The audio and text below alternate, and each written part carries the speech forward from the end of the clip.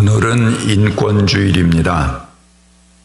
이 인권주일이 제정된 것은 원래 1948년 12월 10일 날 UN 총회에서 제정된 세계 인권 선언을 기념하고 그 인권의 기본 정신을 널리 펼치기 위해서입니다.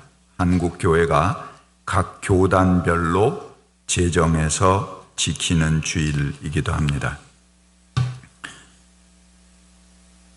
먼저 UN 총회에서 제정한 세계 인권 선언문을 한번 살펴보도록 하겠습니다.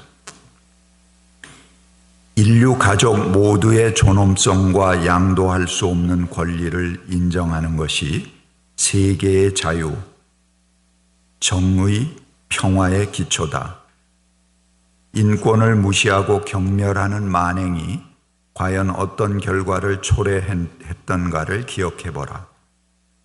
인류의 양심을 분노케 했던 야만적인 일들이 일어나지 않았던가. 그러므로 오늘날 보통 사람들이 바라는 지고지순의 염원은 이제 제발 모든 인간이 언론의 자유, 신념의 자유, 공포와 결핍으로부터의 자유를 누릴 수 있는 세상이 왔으면 좋겠다는 것이리라. UN 헌장은 이미 기본적 인권, 인간의 존엄과 가치, 남녀의 동등한 권리에 대한 신념을 재확인했고 보다 폭넓은 자유 속에서 사회 진보를 촉진하고 생활 수준을 향상시키고자 다짐했었다. 그런데 이런 약속을 제대로 실천하려면 도대체 인권이 무엇이고 자유가 무엇인지에 대해 모든 사람이 이해할 수 있도록 하는 것이 가장 중요하지 않겠는가? UN 총회는 이제 모든 개인과 조직이 이 선언을 항상 마음속 깊이 간직하면서 지속적인 국내적, 국제적 조치를 통해 회원국 국민들의 보편적 자유와 권리 신장을 위해 노력하도록 모든 인류가 다 함께 달성해야 할 하나의 공통 기준으로 세계 인권 선언을 선포한다. 이것이 짧은 하나의 전문입니다. 그다음에 좀 내용이 길지만 우리 조항이 30조까지 있습니다. 그런데 이 조항들은 전부 각국의 법률을 제정하고 또 그동안에 인권에 관한 어떤 기준을 설정하는 데 중요한 표준으로 쓰인 것들이기 때문에 제가 30조를 빠짐없이 여러분들에게 좀 읽어드리도록 하겠습니다. 제1조, 모든 사람은 태어날 때부터 자유롭고 존엄하며 평등하다. 모든 사람은 이성과 양심을 가지고 있으므로 서로에게 형제애의 정신으로 대해야 한다. 2조, 모든 사람은 인종, 피부색, 성, 언어, 종교 등 어떤 이유로도 차별받지 않으며 이 선언에 나와 있는 모든 권리와 자유를 누릴 자격이 있다. 3조, 모든 사람은 자기 생명을 지킬 권리, 자유를 누릴 권리, 그리고 자신의 안전을 지킬 권리가 있다. 4조, 어느 누구도 노예가 되거나 타인에게 예속된 상태에 놓여서는 안 된다. 노예 제도와 노예 매매는 어떤 형태로든 일절 금지한다. 제5조, 어느 누구도 고문이나 잔인하고 비도덕적인 모욕, 형벌을 받아서는 안 된다. 제6조, 모든 사람은 법 앞에서 한 사람의 인간으로 인정받을 권리가 있다. 제7조, 모든 사람은 법 앞에 평등하며 차별 없이 법의 보호를 받을 수 있다. 제8조, 모든 사람은 헌법과 법률이 보장하는 기본권을 침해당했을 때 해당 국가 법원에 의해 교과적으로 구제받을 권리가 있다. 9조, 어느 누구도 자의적으로 체포, 구금, 추방을 당하지 않는다. 10조, 모든 사람은 자신의 행위가 범죄인지 아닌지를 판별받을 때 독립적이고 공평한 법정에서 공평하고 공개적인 신문을 받을 권리가 있다.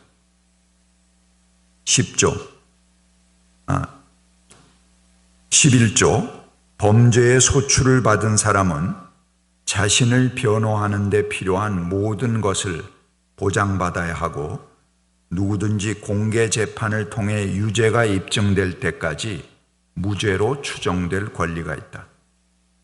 12조, 개인의 프라이버시, 가족, 주택, 통신에 대해 타인이 함부로 간섭해서는 안 되며 어느 누구의 명예와 평판에 대해서도 타인이 침해해서는 안 된다. 13조, 모든 사람은 자기 나라 영토 안에서 어디든 갈 수 있고 어디든 살 수 있다. 또한 그 나라를 떠날 권리가 있고 다시 돌아올 권리도 있다. 14조, 모든 사람은 박해를 피해 타국의 피난처를 구하고 그곳에 망명할 권리가 있다. 15조, 누구나 국적을 가질 권리가 있다. 누구든지 정당한 근거 없이 국적을 빼앗기지 않으며 자기 국적을 바꾸거나 다른 국적을 취득할 권리가 있다. 16조, 성인이 된 남녀는 인종, 국적, 종교의 제한을 받지 않고 결혼할 수 있으며 가정을 이룰 권리가 있다. 결혼에 관한 모든 문제에 있어서 남녀는 똑같은 권리를 갖는다. 17조, 모든 사람은 단독으로 또는 타인과 공동하여 재산을 소유할 권리를 가진다. 누구나 자의적으로 자신의 재산을 빼앗기지 않는다. 18조, 모든 사람은 사상, 양심, 종교의 자유를 누릴 권리가 있다. 19조, 모든 사람은 의사 표현의 자유를 누릴 권리가 있다. 20조, 모든 사람은 평화적인 집회 및 결사의 자유를 누릴 권리가 있다. 21조, 모든 사람은 직접 또는 자유롭게 선출된 대표자를 통해서 자국의 정치에 참여할 권리가 있다. 모든 사람은 자기 나라의 공직을 맡을 권리가 있다. 22조, 모든 사람은 사회의 일원으로 사회 보장을 받을 권리가 있다. 23조, 모든 사람은 일할 권리, 자유롭게 직업을 선택할 권리, 공정하고 유리한 조건으로 일할 권리, 실업 상태에서 보호받을 권리가 있다. 모든 사람은 차별 없이 동일한 노동에 대해 동일한 보수를 받을 권리가 있다. 24조, 모든 사람은 노동 시간의 합리적인 제한과 정기적 유급 휴가를 포함하여 휴식할 권리와 여가를 즐길 권리가 있다. 25조, 모든 사람은 먹을 거리, 입을 옷, 주택, 의료, 사회 서비스 등을 포함해 가족의 건강과 행복에 적합한 생활 수준을 누릴 권리가 있다. 26조, 모든 사람은 교육받을 권리가 있다. 초등교육과 기초교육은 무상이어야 하며 특히 초등교육은 의무적으로 실시해야 한다. 부모는 자기 자녀가 어떤 교육을 받을지 우선적으로 선택할 권리가 있다. 제27조, 모든 사람은 자기가 속한 사회의 문화 생활에 자유롭게 참여하고 예술을 즐기며 학문적 진보와 혜택을 공유할 권리가 있다. 28조, 모든 사람은 이 선언의 권리와 자유가 온전히 실현될 수 있는 체제에서 살아갈 자격이 있다. 제29조, 모든 사람은 자신이 속한 공동체에 대한 한 인간으로서 의무를 진다. 제30조 이 선언에서 말한 어떤 권리와 자유도 다른 사람의 권리와 자유를 짓밟기 위해서 사용될 수 없다. 어느 누구에게도 남의 권리를 파괴할 목적으로 자기 권리를 사용할 권리는 없다. 이상입니다. 긴 그 선언문이었는데요. 이 세계 인권 선언은 지금 전 세계에서 벌어지고 있는 다양한 인권 문제의 기준이 되는 틀입니다. 그리고 법률 제정에도 기준이 되고 있습니다. 하지만 72년이 지난 다음에 몇 가지 보완해야 될 문제점들도 드러나고 있습니다. 여기 모든 선언의 초점은 개인의 권리에 사실 중심을 두고 있습니다. 그 시대의 상황이 그렇기 때문에 그렇습니다. 특별히 아이러니하게도 이 개인의 인권을 보장한답시고 작은 나라들, 특히 유엔을 좌지우지하는 미국의 입맛에 맞지 않는 나라들은 인권을 지킨다고 하는 것이 오히려 그 나라를 차별하고 억압하는 또 다른 기준으로 작동했습니다. 그래서 인권이라는 숭고한 말이 반미 국가들을 제거하는 명분으로 쓰여온 것이 그동안의 사실이기도 합니다. 특히 우리 한반도는 굉장한 피해를 입고 있습니다.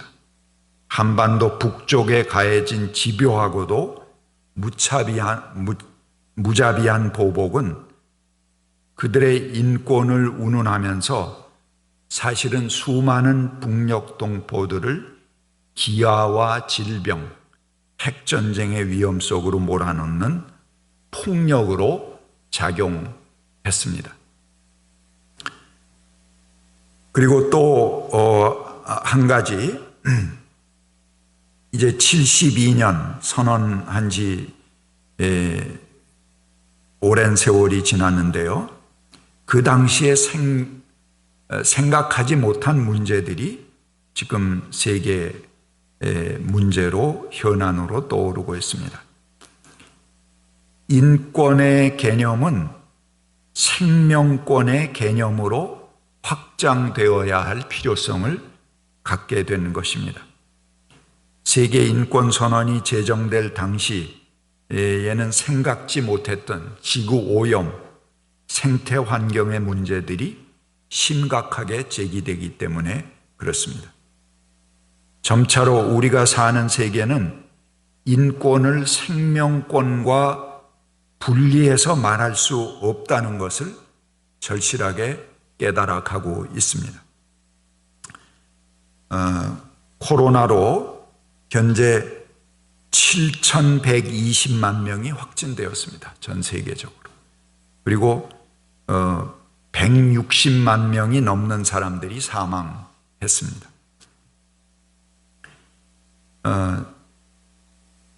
이게 누굴 미워하거나 탓할 수도 없는, 전쟁을 했으면 서로 적개심을 불태우고, 아까 이승무 권사님 기도에도 그렇게 언급을 하셨습니다만, 누구를 탓하면서 미워하고 일부 자기 마음을 해소하는 방법을 많이 써왔죠, 우리들이. 그러나 이 코로나는 누구를 탓할 수도 없는 억울한 죽음입니다. 그것이 인산인해를 이루고 있고 시신조차 제대로 처리하지 못해서 그냥 마구 다뤄지고 있는 그런 상태가 되어버렸습니다. 이 모든 것이 생태계가 갖는 자연 만물이 갖는 권리를 인간이 침해해 온 데서 오는 보복이고 자연이 가해오는 하나의 복수다, 이렇게 볼 수 있는 것입니다.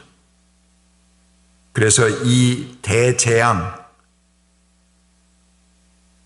이것의 근본 원인은 생태계와 분리된 인권만을 생각할 수 없다, 그것만은 따로 존재하지 않는다는 것을 명백하게 우리에게 보여주는 사례라고 할 수 있겠습니다. 우리나라는 세계 7번째의 이산화탄소 배출국입니다. 하지만 문재인 대통령은 지난 11월 28일 국회 시정연설에서 2050년에 탄소 중립을 이루겠다고 선언했습니다.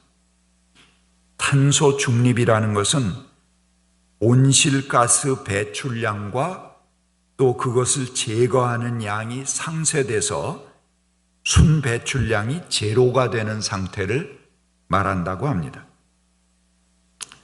저는 이것이 선언으로 그치지 않기를 간절히 바랍니다. 그러나 현실은 이산화탄소를 가장 많이 배출하는 화력발전소를 지금도 신설해서 여기저기 건설하고 있습니다. 정부에서 탄소 제로를 구체적으로 이행하려면 여기에 대한 구체적인 계획들을 함께 발표해야 될 것입니다. 아마 곧 정부에서 작업을 하고 있고 발표가 되리라. 그리고 이런 화력발전소 같은 거는 중단되리라 하는 기대를 가져봅니다. 하지만 지금 민심이 흔들리고 있는 것은 이 정부가 선언으로 그치고 실제로 개혁해야 할 일들에 뒤로 물러나거나 기업 편을 들거나 머뭇거리기 때문이라는 것을 정부는 명심해야 할 것입니다. 선언과 현실 사이의 괴리만큼이나 우리가 싸워서 쟁취해야 될, 싸워 나가야 할 머나먼 길이 우리 앞에 보이는 것도 또한 현실입니다. 이제까지 기독교 신학이 예수께서 인간의 죄를 대속하기 위해서 십자가를 지셨다, 그렇게 했습니다. 그래서 예수의 십자가 우리의 죄를 위해서 대신 대속하셨다 하는 대속의 신학을 우리 십자가를 통해서 보았습니다. 그러나 오늘 읽어드린 에베소서의 본문은 십자가의 초점을 대속의 의미보다는 화해에 맞추고 있습니다.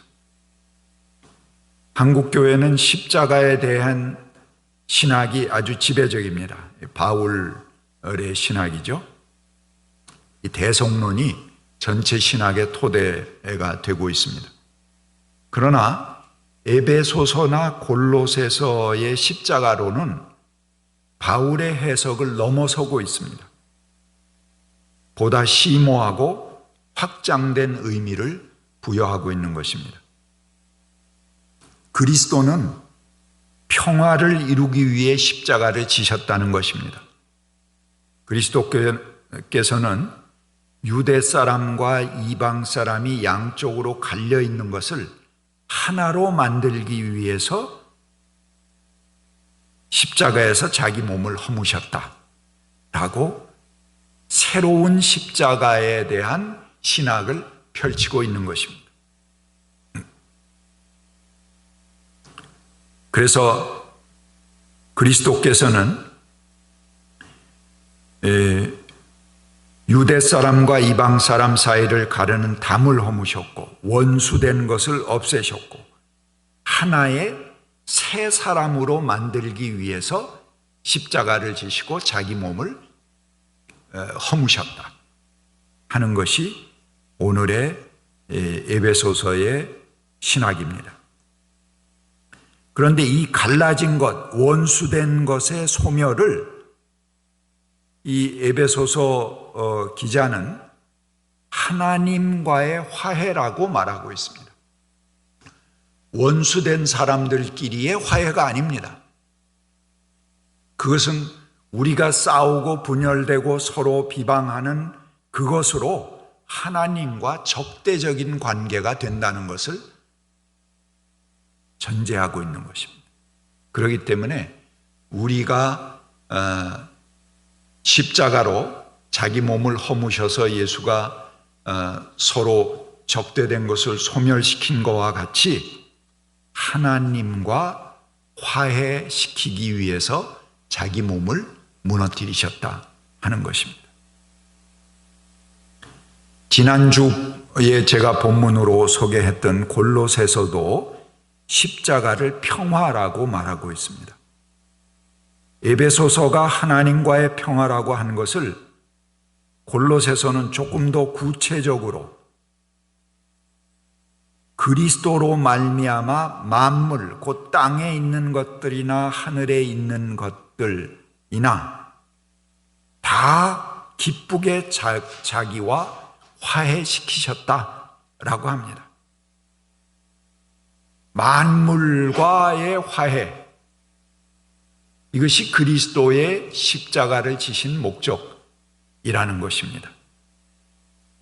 하나님은 그리스도는 우리들 사이에 원수된 것을 소멸시킬 뿐 아니라 이 세상 피조물들과 적대 관계에 있는 우리를 만물과 화해시키기 위해서 십자가를 지셨다는 것입니다.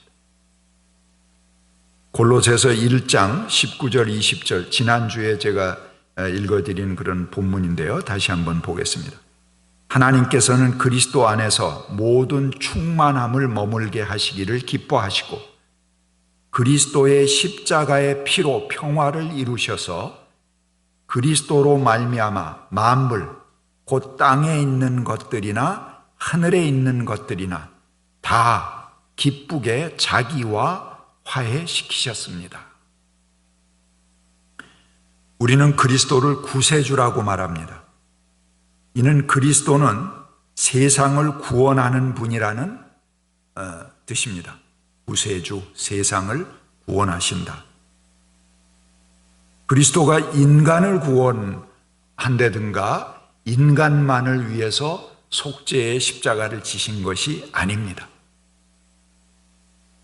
그리스도는 만물 안에서 만물이 하나님의 신성으로 충만하게 만드시는 새 일을 펼치신다는 것입니다. 이렇게 만물이 새로워지는 근거는 바로 그리스도의 십자가에 있다는 것입니다. 십자가의 피로 이루신 평화로 만물은 서로 상충되고 적대하는 모든 것들을 평화롭게, 조화롭게 하시고 하나님 안에 화해시키신다는 그런 큰 우주적인 신학을 바로 이 에베소서와 골로새서는 우리들에게 전해주고 있는 것입니다. 자신의 생명을 비워서 만물의 생명을 가장 충만하게 만드신 분이 바로 그리스도시고 그것이 우리 앞에 있는 십자가의 의미라는 것입니다. 이것이 그리스도의 비움입니다. 인간처럼 개걸스럽게 자기 욕심을 위해서 다른 생명을 마구잡이로 학살하는 것이 아니라 자기의 의를 구하기 위해서 무한히 적대하고 비판하고 그들과 하나의 대치 상태로 남는 것이 아니고 세상 만물이 생명 충만한 상태가 되기 위해서 모두가 저마다 자기 생명의 꽃을 활짝 피우게 하기 위해서, 그래서 자기 자신을 비우셨다. 자기 자신을 희생하고 비우셨다는 새로운 십자가론 앞에 오늘의 기독인들은 부름을 받는 것입니다. 오늘의 인권은 이 만물과의 화해 없이 동떨어진 인간만의 인권일 수 없습니다. 모든 생명과 연관된 보다 큰 생명권 안에서 우리의 인권을 찾아야 할 것입니다. 같이 침묵하겠습니다.